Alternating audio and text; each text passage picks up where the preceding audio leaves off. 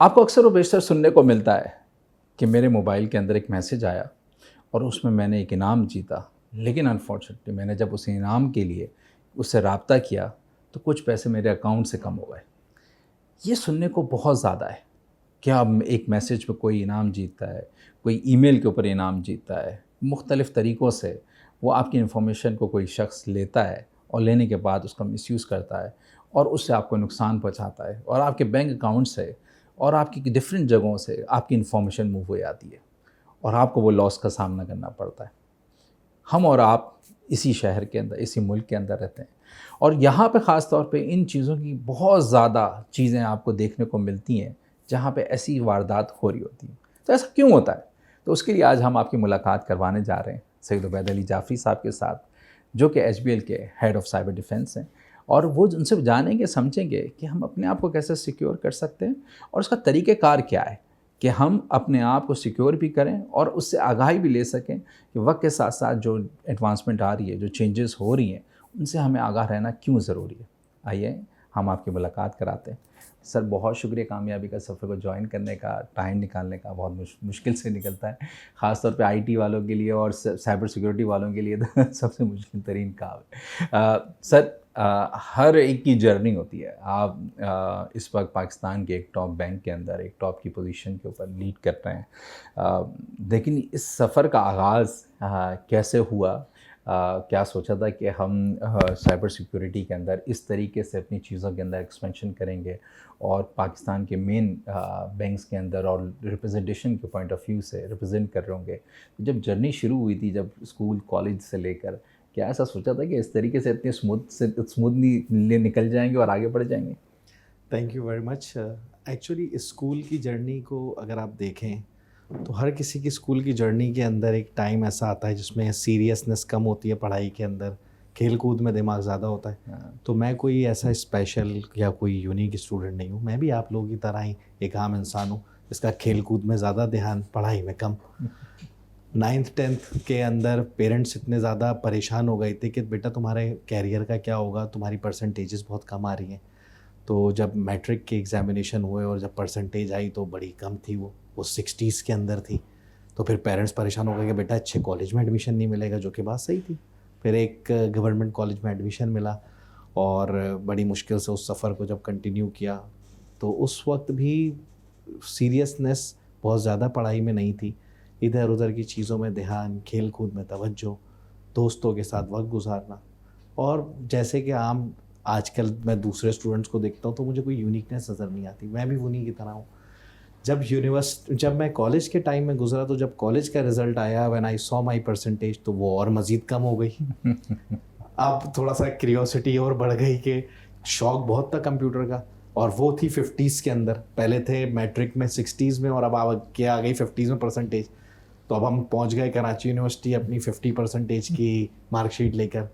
तो कराची यूनिवर्सिटी ने बड़ा ही अच्छे तरीके से उन्होंने बताया कि नहीं बेटा, यहाँ पर तो खद्दे लगे हुए हैं कि 90 परसेंटेज के ये है रैक, 80 परसेंटेज का ये है, और ये वो इस रैक्स हैं जिसमें स्टूडेंट्स को एडमिशन नहीं मिला। फिर उसके बाद कई और यूनिवर्सिटीज़ में मैं गया, प्राइवेट यूनिवर्सिटीज़ में गया, वहाँ पे कोई एडमिशन ही ना मिले। फिर एक यूनिवर्सिटी ने देखा, वहाँ पे टीचर्स ने असेस किया, वहाँ से डायरेक्टर वहाँ के गुजर रहे थे। तो ही सॉ मी। उस वक्त थोड़ी सी आंखें भरी हुई थी। उस वक्त रियलाइज़ हो रहा था कि वाकई स्कूल में अम्मा अब्बा की बात मान लेते, कॉलेज में मान लेते तो आज अच्छी यूनिवर्सिटी में एडमिशन हो जाता। सो वहाँ से वो डायरेक्टर गुजरे थे और मैं नहीं जानता था कि इस यूनिवर्सिटी के डायरेक्टर। उन्होंने पूछा बेटा क्या प्रॉब्लम है। मैंने कहा सर ये मेरी डिग्री है और मेरी इस 50 परसेंटेज आई हुई है, अगर मुझे इस यूनिवर्सिटी में एडमिशन नहीं मिला, मुझे कई यूनिवर्सिटीज़ ने एप्टीट्यूड टेस्ट का फॉर्म भी नहीं दिया है, और अगर इस यूनिवर्सिटी ने मुझे फॉर्म नहीं दिया तो मैं डिप्लोमा कर लूँगा कहीं से जाके, मैं फिर यूनिवर्सिटी में एडमिशन नहीं लूँगा। सो ही सेड कि अब मैं इस यूनिवर्सिटी में काम करता हूँ, आप मुझे अपने डॉक्यूमेंट्स दे दें, I will look into it and मैं देखता हूँ मैं क्या कर सकता हूँ आपके लिए। तो 2 दिन बाद मुझे यूनिवर्सिटी से कॉल आ गई कि आप एप्टीट्यूड टेस्ट का फॉर्म ले लीजिए। वाह! वो फॉर्म लेने के बाद मैं जब वापस यूनिवर्सिटी गया, फॉर्म फिल कर दिया, तो उस फॉर्म के बाद मैं टेस्ट में भी फेल हो गया, जो एप्टीट्यूड टेस्ट था, क्योंकि मुझे मैथ नहीं आती थी, फिज़िक्स नहीं आती थी, इंग्लिश नहीं आती थी। एक सब्जेक्ट था कंप्यूटर, क्योंकि शुरू से शौक़ था। इंथुसियास्टिक था मैं अपनी फील्ड में बचपने से, बहुत ज़्यादा शौक था नेटवर्किंग का, कनेक्टिविटी का, सिस्टम कैसे बात करते हैं, इन चीज़ों को बहुत ज़्यादा एक्सप्लोर करने का बहुत ज़्यादा शौक था।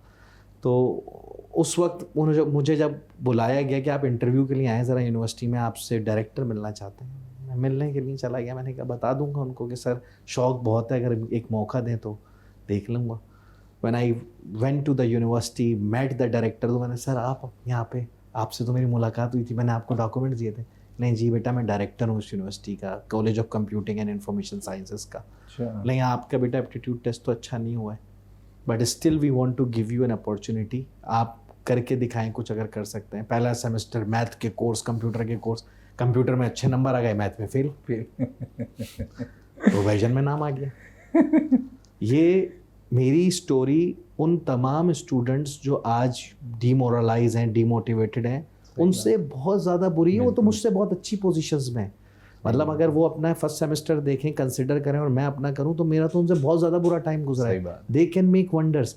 तो उसी स्टोरी को अगर मैं कंटिन्यू करूं, तो उसमें फर्स्ट सेमेस्टर में मुझे उन्होंने कहा कि बेटा तुम्हारे कंप्यूटर में तो बड़े अच्छे नंबर हैं, लेकिन you are weak in math. मैंने कहा सर मैं इम्प्रूव कर लूँगा, मैं आगे किसी सेमेस्टर में पढ़ लूँगा, आप मुझे मौका दे दीजिए सर, मैं कंप्यूटर में आपको नाम जो है वो रोशन करके दिखाऊंगा। यूनिवर्सिटी का भी सर इंडिविजुअल होने के नाते मैं अपनी पूरी स्ट्रगल करूंगा।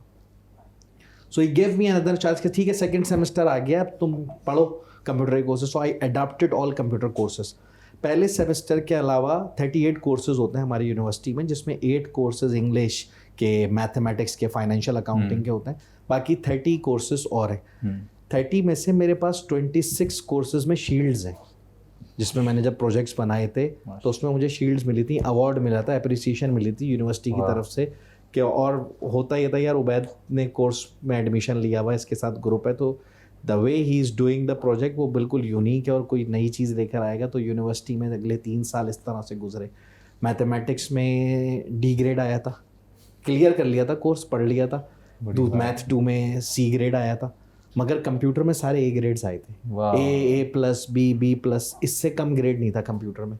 सो टाइम इतना ज़्यादा यूनिवर्सिटी में इतना सीरियस हो गया था कि यूनिवर्सिटी का टाइम गुजारने के बाद व्हेन आई रियलाइज़ के वाकई अब इस फील्ड में बहुत सीरियस होना है। So I got 3 CGPA in my university career. बहुत अच्छा टाइम गुजरा। Then my first job started in Habib Metropolitan Bank as a information security officer. एक बेसिक जॉब स्टार्ट करी थी, बड़ा खुश था मैं। 35,000 की पहली जॉब थी, मुझे बड़ी खुशी थी कि मुझे एक पहली जॉब मिल रही है, कंप्यूटर से रिलेटेड है, मैथ नहीं पढ़नी होगी, फिजिक्स नहीं पढ़नी होगी, केमिस्ट्री नहीं पढ़नी होगी, सो मशीन है और वो जो काम मैं करता हूँ उसी से रिलेटेड मुझे काम दिए जा रहे हैं, तो बड़ी खुशी होती थी। पहला I spend 2 years in my first job. उसके बाद then I receive a job from KPMG, ये एक मल्टी-नेशनल कंपनी थी, बिग 4 के अंदर इसका नाम जो है वो बड़ा फेमस है, 180 कंट्रीज़ में इसकी प्रेजेंस है। So then they call me कि are you interested in doing work with KPMG। मैंने कहा मुझे पता नहीं है सर आपकी इदारा करता क्या है। मैं बिल्कुल ब्लैंक था, फील्ड में नया था, साइबर सिक्योरिटी में ज्वाइन किया था, पहली दफ़ा सिक्योरिटी में जॉब हुई थी। अच्छा जॉब भी इस वजह से हुई थी क्योंकि मैंने यूनिवर्सिटी में टेली कम्युनिकेशन एंड नेटवर्क्स में किया हुआ था ग्रेजुएशन। नेटवर्क्स में ग्रेजुएशन करने के बाद सिक्योरिटी की फील्ड उस वक्त इवॉल्व हो रही थी। मैं अपने आज बच्चों को बताता हूँ कि I had spend the best time ever. जो मेरे टेन्योर के लोग थे, 90s के जो लोग थे, उन्होंने बेस्ट टाइम गुजारा है। उन्होंने निंटेंडो भी देखा है, सेगा भी देखा है, उन्होंने ट्रांजिशन देखी है कंप्यूटर की। जब 80286 मेरे पास पहला सिस्टम था, फिर 80486 आया, फिर पेंटियम 1 2 3 4। इस ट्रांजिशन को मैंने अपनी आंखों के सामने देखा। मेरे बच्चों ने आज टैबलेट देखा हुआ है अपनी आंखों के सामने, आज सेलफोन देखा हुआ है। दे इवन डिडंट नो कि कहाँ से ये सिस्टम की जनरेशन शुरू हुई, पेंटियम क्या टेक्नोलॉजी थी, सिस्टम्स क्या थे। मैं नेटवर्क के अंदर आया तो मेरे पास केबल्स मैंने बनाना सीखी, केबल्स कैसे काम करती हैं, नेटवर्क सिस्टम कैसे काम करते हैं। मेरे बच्चों ने वायरलेस का दौर देखा आज की, अगर मैं आपको टेन्योर बताऊं तो। सो उस वक्त का जो टाइम था उसमें ना गूगल था, ना AI था, ना सिस्टम था। उस वक्त लोग थे और लोगों के पास टाइम बड़ा मुश्किल से मिलता था, तो उनके पास 1-1 घंटा बैठो, इंतज़ार करो, वो फिर एक चीज़ सिखाते थे। इस तरह से हमारी टाइम और लर्निंग गुजरी है और बड़ा स्ट्रगलिंग टाइम गुजरा है। आज जो स्टूडेंट देख लेता है, इंसाइक्लोपीडिया एक सिंगल क्लिक के ऊपर मौजूद है। वो इंसाइक्लोपीडिया पहले इतनी आसानी से नहीं मिलता था, लोगों के पास आपको वक्त गुजारना पड़ता था, उनको टाइम वो आपको देते थे, वो चीज़ें आपको सिखाते थे, बामुश्किल एक चीज़ बहुत मुश्किलों से सीखते थे आप। आज की तरह नहीं कि आज तो चीज़ें बस ओवर द वन क्लिक मौजूद हैं, आसानियां मौजूद हैं, एक नहीं तो कोई ऑल्टरनेटिव सोल्यूशन। अब हमारे पास तो एक ही सोल्यूशन होता था, वो नहीं चल रहा तो उसको चलाना है कुछ भी करके, कोई और सेकंड ऑप्शन नहीं होता था उस वक्त। That was a very struggling time. University के बाद और जॉब्स को स्विच करते हुए when I had a chance to join KPMG, मैंने KPMG ज्वाइन कर लिया अल्लाह का नाम लेके कि ठीक है देखते हैं। वहाँ पे उन्होंने मुझे कंसल्टिंग के लिए मुझे कहा बेटा पासपोर्ट बनवाओ। मैंने कहा सर मेरा पासपोर्ट नहीं बना हुआ। सो पहली दफ़ा पासपोर्ट बनवाया, ऑफिस गए, वहाँ पे पासपोर्ट वगैरह बनवा के दे टुक माई पासपोर्ट। पहले 10 दिन के बाद उन्होंने मेरी इंटरनेशनल ट्रैवलिंग कर दी कि आपको ओमान जाना है। नया मुल्क, नए लोग, मुझे नहीं जानता था मैं वहाँ पे लोग। सो आई वेंट टू ओमान। वहाँ पे मैंने अपना टाइम गुजारा, वहाँ पे असेसमेंट करी, साइबर सिक्योरिटी से रिलेटेड छोटे छोटे काम करने थे। उस वक्त टैलेंट कम था, लोग कम थे साइबर के, तो बाहर से कंसल्टेंट्स पाकिस्तान और इंडिया से लोग प्रेफर करते थे कि कॉस्ट इफेक्टिव भी पड़ता है, अफोर्डेबल भी है, और इनके लोग जो है वो अच्छा जो है वो प्रोडक्टिव वर्क करके देते हैं। So I went to Oman, Egypt, Bahrain, Sri Lanka, various countries. आज उस पासपोर्ट के ऊपर दुनिया की multiple countries, you name a country, उसका वीज़ा मौजूद है। एक टाइम गुजरा, KPMG ने इस तरह प्रमोट किया कि उन्होंने बाहर भेजा, उन्होंने भरोसा किया कि इंडिविजुअल पे कि ये जाएगा, ये कंपनी का भी नाम और अपना जो काम है ये वहाँ पे 100% देगा अपना। So the trust they had on me, वो उनको प्रूव करके दिखाया, अपने पूरे एफर्ट्स लगाए। KPMG के बाद then I had got a chance to work in a pharmaceutical company. मैंने एक अलग पोर्टफोलियो, मैंने डिफरेंट पोर्टफोलियोज़ में काम किया। ये नहीं कि एक बैंक में हूँ तो बैंकिंग की ही फील्ड को फॉलो करते रहे। मैंने बैंक से कंसल्टिंग फर्म से फार्मास्यूटिकल कंपनी से फिर आई जॉइंड एंग्रो, एक बिल्कुल मैन्युफैक्चरिंग एंटिटी थी, वो बिल्कुल अलग थी। Then I from Engro I joined HBL की प्रोसेस बड़ा कॉम्प्लेक्स था। There is a very complex process which you have to follow in HBL। इसका स्क्रूटनी प्रोसेस बड़ा स्ट्रॉन्ग है, जिसके अंदर बहुत सारे एग्जामिनेशंस, बहुत सारे मल्टीपल इंटरव्यूज के बाद आपका जो है वो फाइनल जो है वो अब आपकी जॉब के ऊपर जो है वो प्रोफाइलिंग होती है। HR के मल्टीपल इंटरव्यूज होते हैं, क्रॉस डिपार्टमेंट इंटरव्यूज होते हैं आपके। सिर्फ ऐसा नहीं है इंफॉर्मेशन सिक्योरिटी आपका इंटरव्यू लेगा, आपका इंटरव्यू IT भी लेगा, आपका इंटरव्यू HR भी लेगा, डिफरेंट फंक्शंस इंटरव्यूज, हर तरीके से जांचा जा रहा है, हर तरीके से जांचा जा रहा है। Amazing journey, amazing. बड़ी मज़े की बातें जा रही हैं सर के साथ। हम जा रहे हैं एक ब्रेक पे, और ब्रेक के जाने के बाद आके जानेंगे कि स्पैमिंग क्या होती है, जो स्पैम कॉल्स आती है, स्पैम मैसेजेस आते हैं, इससे हमें क्या नुकसान हो सकता है और हमें बचना कैसे चाहिए। जाएगा नहीं, मुलाकात हो रही है ब्रेक के बाद।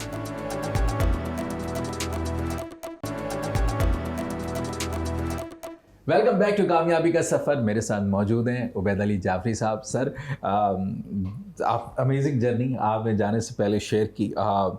तो पाकिस्तान के अंदर अगर हम इंटरनेशनली देखते हैं तो स्पैमिंग वगैरह का सिक्योरिटी का पॉइंट ऑफ व्यू से मुख्तलिफ काम होता है। पाकिस्तान के अंदर अभी पिछले कुछ सालों में रिसेंटली वेव चली है। कोई फेसबुक की प्रोफाइल एक फ़ेक बना देता है, कोई आपके नंबर्स के ऊपर कॉल करके मैसेजेस करता है कि आप इनाम जीत गए हैं, तो आपको 1 लाख रुपए इनाम के तौर पे निकलें, और आपके बारे में सारी इन्फॉर्मेशन जानता है। तो ये कैसे होता है सर? ये क्या चीज़ है स्पैमिंग, और ये हमें नुकसान किस तरीके से पहुंचा रही है? मुस्तकिल लोग इस स्पैमिंग का शिकार कैसे हो रहे हैं, और ये क्या चीज़ है इसके पीछे जो लोगों को पूरी इन्फॉर्मेशन मिल जाती है? देखिए, पहले तकरीबन 5 साल पहले तक पाकिस्तान में कोई साइबर सिक्योरिटी का लॉ नहीं था। पूरी दुनिया में आ चुका है और उसको इम्पोज भी कर दिया गया, उस पर जो है वो सख्ती भी बरती गई। लेकिन पाकिस्तान में पिछले 5 साल पहले तक ऐसा कोई कवानीन नहीं थे।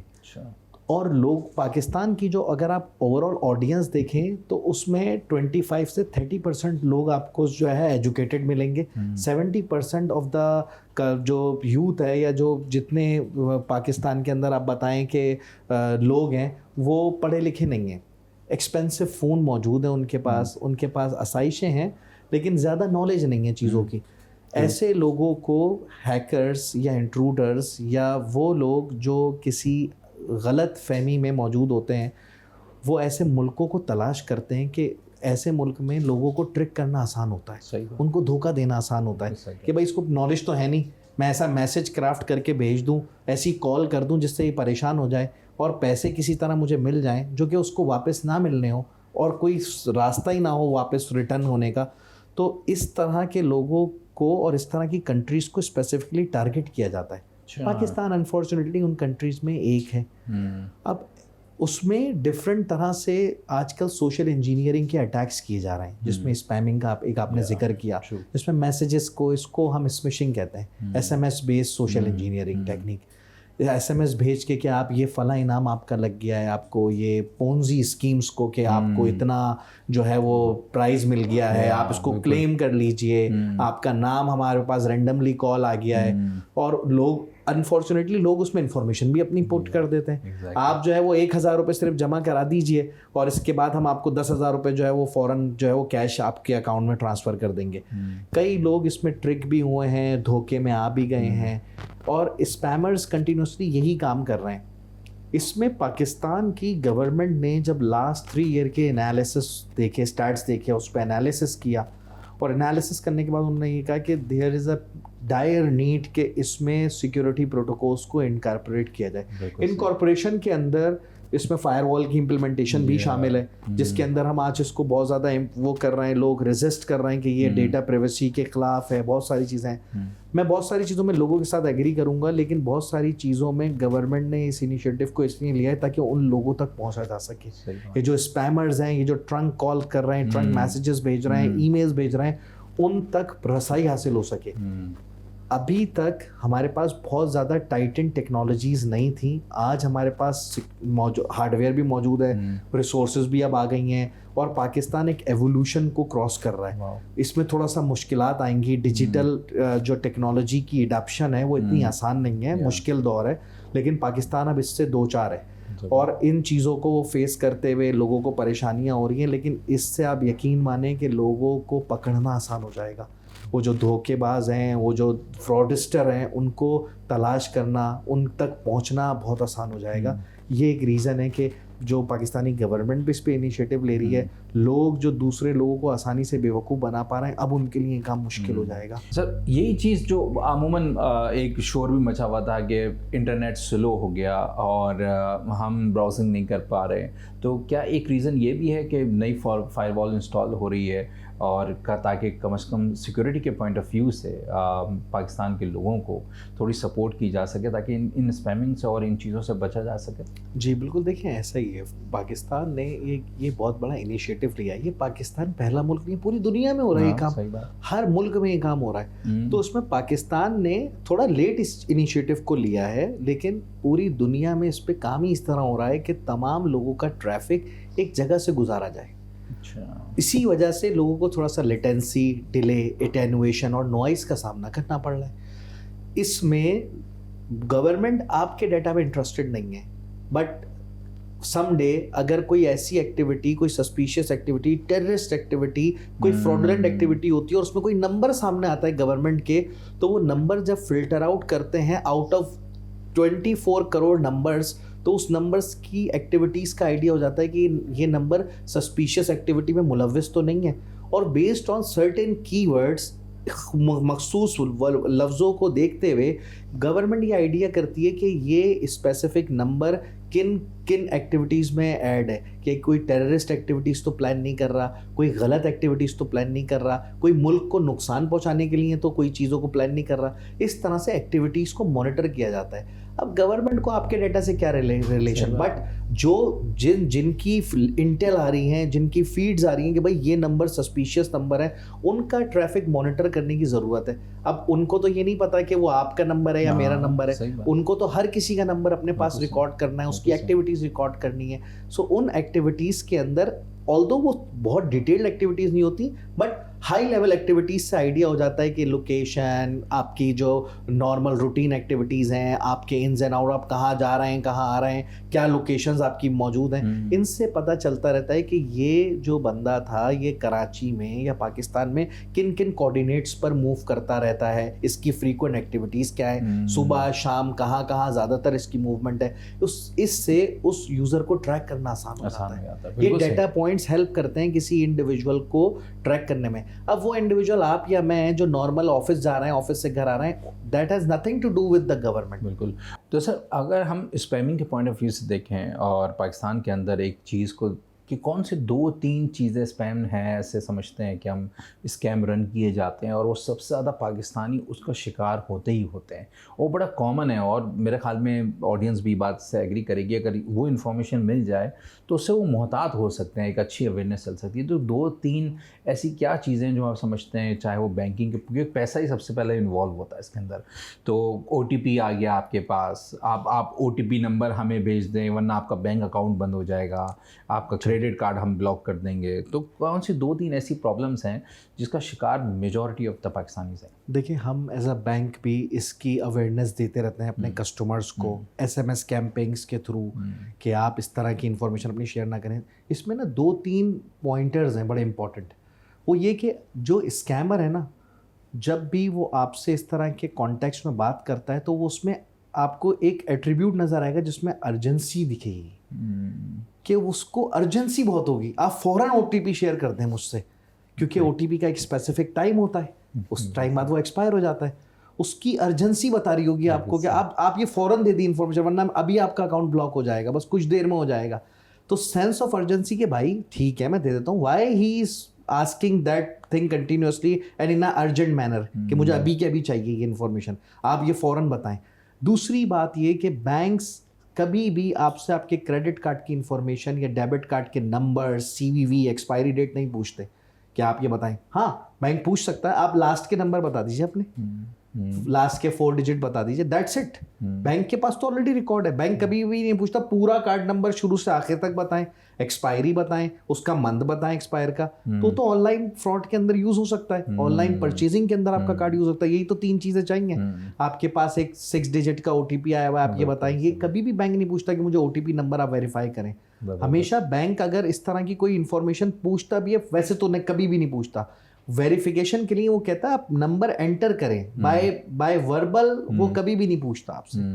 सेकेंडली, आपके पास जो ये स्कैमर्स होते हैं, इनके नंबर्स थोड़े से यूनिक होते हैं। इनके नंबर्स में कभी भी वो ऑफिशियल नंबर्स नहीं आते।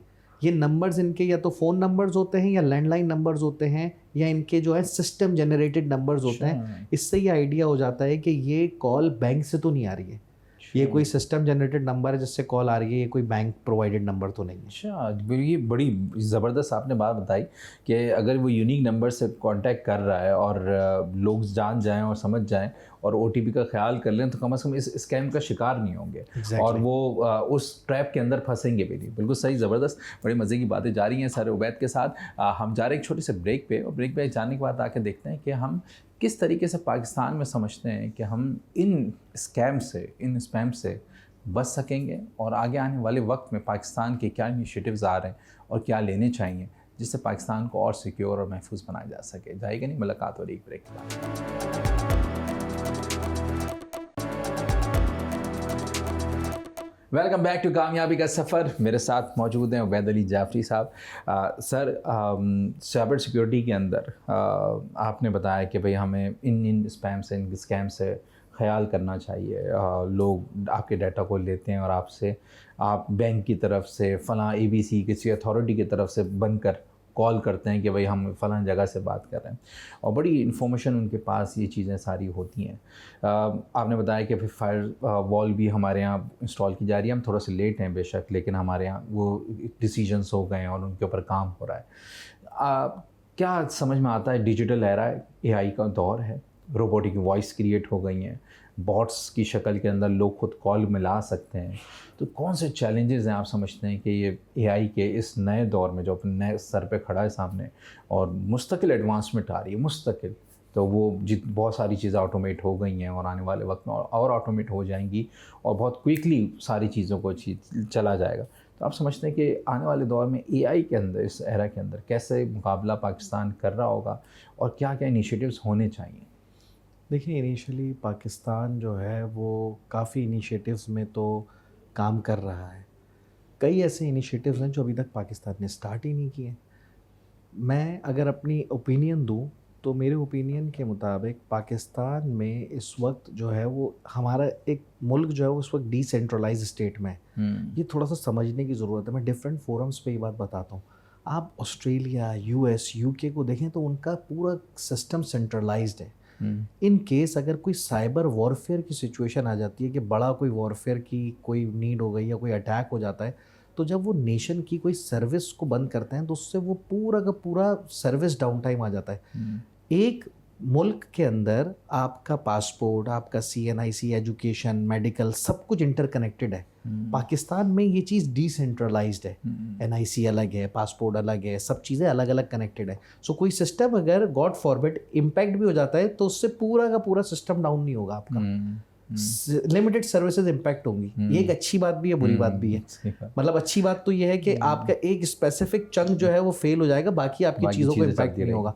लेकिन इससे दूसरा जो एक एंगल है वो ये है कि आपके पास जो है वो सर्विलेंस ख़त्म हो जाएगी यूज़र की, कि आपकी कितनी चीज़ों में वो कनेक्टेड है। वो डिसकनेक्टिविटी का फैक्टर थोड़ा सा रहेगा। सेकेंडली, पाकिस्तान अब इस ऑटोमेशन के इनिशिएटिव पे काम कर रहा है। काफ़ी चीज़ों में इसमें काम हो रहा है। फायरवॉल का जैसे एक एग्जांपल दी, इसके साथ साथ बिल्स पास हो गए हैं साइबर सिक्योरिटी के, साइबर क्राइम्स के। इसके साथ साथ आपके पास वेरियस इदारे हैं जो अब साइबर की कंप्लेंट्स को अपने पास फाइल कर रहे हैं। लोगों के साथ जो फ्रॉड, फोर्जरीज हो रही हैं उसको सीरियस ले रहे हैं। प्लस ये कि इस इनिशिएटिव के साथ पाकिस्तान जो है वो डेटा सेंटर्स को इन्हांस कर रहा है, अपने पास कम्युनिकेशन टेक्नोलॉजीज़ को बढ़ा रहा है। NASTP का जो प्रोजेक्ट बना है तो उसके ऊपर भी काफ़ी टेक्नोलॉजी स्टैक को मोटिवेशन मिल रही है। काफ़ी इदारे जो है इसके ऊपर जो है इस इनिशिएटिव पे काम कर रहे हैं कि हम जो है वो टेक्नोलॉजी को किस तरह ग्रूम करें। पाकिस्तान में भी पहले बाहर के इदारे इन्वेस्ट नहीं करते थे, टेक्नोलॉजीज़ इन्वॉल्व नहीं होती थी। अब टेक्नोलॉजीज़ पाकिस्तान में वेरियस कंपनीज जो सर्विस प्रोवाइडर हैं अब वो पाकिस्तान में आके काम करने के लिए तैयार हो रहे हैं। इन्वेस्टर्स दोबारा कॉल कर रहे हैं। पहले हमने आपसे 1 साल पहले, 2 साल पहले चले गए थे सब लोग। अब साइबर के अंदर आहिस्ता आहिस्ता दोबारा जो है वो जेलिन हो रहे हैं कि चीज़ों को प्रमोशन मिल रही है, मोटिवेशन मिल रही है। आहिस्ता आहिस्ता बजट्स दोबारा निकल रहे हैं। पहले बैंक्स के पास, ऑर्गेनाइजेशंस के पास बजट नहीं होते थे, अब बजट्स भी हैं ऑर्गेनाइजेशंस के लिए, जो है वो स्पेस भी है काम करने का। So Pakistan is becoming a new evolving market for cyber security. Right, ज़बरदस्त। ये तो बहुत अच्छा है कि अगर प्रोसेसेस आसान हो जाएं और हमारे यहाँ एडवांसमेंट और एवोल्यूशन के ऊपर थोड़ा सा काम होना शुरू हो जाए तो हमारे पास अपॉर्चुनिटी है कि हम अपने आप को भी सिक्योर कर सकें और इंटरनेशनल मार्केट के साथ भी सही तरीके से काम कर सकें और उस चीज़ को बढ़ा भी सकें अच्छे तरीके से। अगर हम यूथ के पॉइंट ऑफ व्यू से देखें तो सबको IT वाली साइड पे जाने का पैशन है, सबसे टॉप पे बंद होती है। तो लास्ट में कोई मैसेज आप समझते हैं यूथ के लिए कि देखो साइबर सिक्योरिटी क्या है, साइबर सिक्योरिटी के पॉइंट ऑफ व्यू से क्या ऑप्शन निकलते हैं? लोग पूछते हैं कि स्कोप किस चीज़ का है, जब हम बहुत कम लोगों को अवेयरनेस है अनफॉर्चुनेटली कि साइबर सिक्योरिटी एक ऐसी फील्ड है कि जिसमें आप ना कि सिर्फ IT की टीम के साथ काम कर सकते हैं बल्कि आप बेतहाशा डोमेन्स के अंदर अपना इनपुट, चाहे आप FMCG से ताल्लुक़ रखते हो, चाहे आप फार्मा से ताल्लुक़ रखते हो, चाहे आप ऑयल एंड गैस और पाक सुजुकी, सबको एक इंफ्रास्ट्रक्चर जहाँ डिजिटल आएगा वहाँ पे साइबर सिक्योरिटी इन्वॉल्व होगी क्योंकि उसके डाटा की सिक्योरिटी। देखें, इसमें ना मुझे यूथ से एक शिकायत है, ये थोड़ा सा हार्श वर्ड है, वो ये कि वो बहुत इंटरेस्टेड हैं कि हमें IT में आना है, हमें साइबर सिक्योरिटी में आना है। यूथ ने एज अ यूथ नेशन के लिए क्या किया, ये मेरा सवाल है। मतलब आप अगर एक मेडिकल का प्रोजेक्ट बनाते हैं, आप अपनी यूनिवर्सिटी में कुछ IT के प्रोजेक्ट बनाते हैं, सो एज अ यूथ आपने उन IT के प्रोजेक्ट को किसी गिटहब पे, किसी रेपोजिटरी पे अपलोड किया, आपने अपनी कंट्रीब्यूशन करी कि मैंने तो अपना काम कर दिया, अब गवर्नमेंट की बारी है या अब उस ऑर्गेनाइजेशन की बारी है। एज अ यूथ आपने भी तो उस प्रोजेक्ट को अपनी यूनिवर्सिटी में दिखा के अपने नंबर लेके उसको बंद कर दिया और वो किताबों के अंदर रखा हुआ है। लोगों को पता ही नहीं कि आपने क्या किया हुआ। सो किसी को बताने के लिए आपने उस प्रोजेक्ट की पब्लिसिटी करी। फ्री फोरम्स अवेलेबल हैं, हज़ारों फोरम्स। क्या वो किसी फोरम में ऐड है?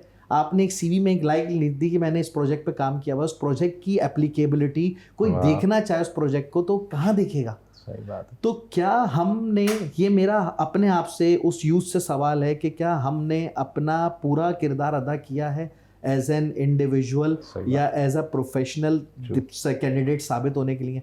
हम कंट्रीब्यूट कर रहे हैं क्या अपनी फील्ड में? मैं अगर ये कहूँ कि हम कंट्रीब्यूट कर रहे हैं, मैं अपनी पब्लिकेशंस की बात बताऊँ, मेरे आज से 5 साल पहले मेरी भी कोई पब्लिकेशन नहीं थी।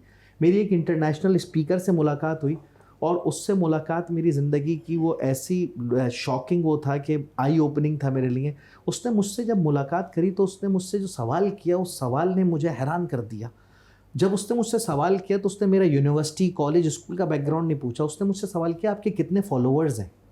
अच्छा। आपके कितने यूट्यूब के चैनल्स हैं? आपका कितना लिटरेचर लोगों से आप जो शेयर्ड है, लोग उससे कितना फ़ायदा उठा रहे हैं? मेरे पास उसका जवाब नहीं था। ना मेरे पास लिटरेचर था, ना मेरे पास आर्टिकल्स थे, ना मेरे यूट्यूब के ऊपर चैनल्स थे, ना मेरी कोई इंसाइक्लोपीडिया था जो मैं लोगों तक पहुंचा सकूं, ना ही मेरी कोई रिसर्च और प्रोजेक्ट्स थे। उस 5 साल के टेन्योर में जो मैंने इतना काम किया, इतनी रिसर्च, इतने आर्टिकल्स पब्लिश किए कि कल को अगर वो बंदा मुझसे दोबारा मिल जाए तो मेरे पास कम से कम उसको बोलने के लिए कोई जवाब तो हो। तो मैंने इसलिए कंट्रीब्यूशन करी। और ये मैं भी वैसे ही था जो आज इंडिविजुअल्स हैं। मुझे सिर्फ मैसेज ये कि प्लीज़ आप जिस फील्ड में भी हैं, आप आईटी में आना चाहते हैं, आपने आईटी से रिलेटेड जो यूनिवर्सिटीज़ में प्रोजेक्ट बनाए हुए हैं, आप उसमें को कंट्रीब्यूट करें, उसको फोरम्स पे लेकर आएँ, उसकी पब्लिसिटी करें।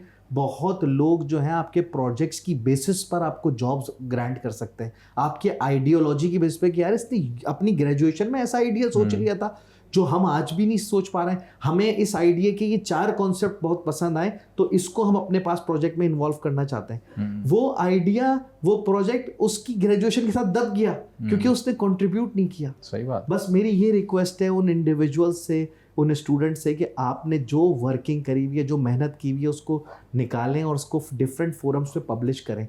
पाकिस्तान में बहुत टैलेंट है and we do respect that talent. उस टैलेंट को कम से कम किसी जगह पे पब्लिश तो करें। वाह, बिल्कुल सही बात है। और उसी तरीके से तो आप एक पोर्टफोलियो दूसरों के सामने लेके आ सकते हैं। आपको भी कोई सर्च कर सकता है, किसी टैलेंट को जो कोई हंट कर रहा है Exactly. उसको भी वो चीज़ मिल सकती है। तो मेरे ख्याल में ये बहुत पॉजिटिव साइड है। बहुत शुक्रिया वैद भाई टाइम निकालने का और कामयाबी के सफ़र के अंदर आने का। बहुत ज़्यादा अच्छी इंसाइट्स थी जो लोग अपनी ज़िंदगी के अंदर अडॉप्ट करें अगर ना, तो कई चीज़ों से बच सकते हैं, बहुत अच्छे तरीके से चल सकते हैं। अगर हम देखें ना, हमारे पास डिवाइस है, मोबाइल है, हम यूज़ करते हैं, हम लैपटॉप यूज़ करते हैं, हम पीसी कंप्यूटर्स यूज़ करते हैं, लेकिन ये मशीन ऑटोमेटिकली आपको सिक्योर नहीं कर सकती। कुछ जिम्मेदारी हमारे एंड पे आती है। जहाँ उनके अपने अंदर फायरवॉल लगे होते हैं वो एक लिमिटेड सिक्योरिटी दे सकते हैं। हमारे लिए समझ के लिए ज़रूरी है कि हमें अपने मोबाइल को कैसे यूज़ करना है, हमें अपने बैंक कार्ड्स को कैसे यूज़ करना है, हमें अपने पीसी और लैपटॉप्स को कैसे यूज़ करना है और उसमें सिक्योरिटी क्या होती है। तो इसलिए ज़रूर समझें और दूसरों को भी सिखाइए और इन्फॉर्मेशन को फैलाइए। इसी तरीके से हम सब अपने आप को भी सिक्योर कर सकते हैं और दूसरों को भी चाहने वालों को भी सिक्योर कर सकते हैं। इजाज़त दीजिए डॉक्टर मोहसिन को कामयाबी का सफ़र से। इंशाल्लाह मुलाकात होती है अगले हफ्ते एक नए केस के साथ। अल्लाह हाफ़िज़।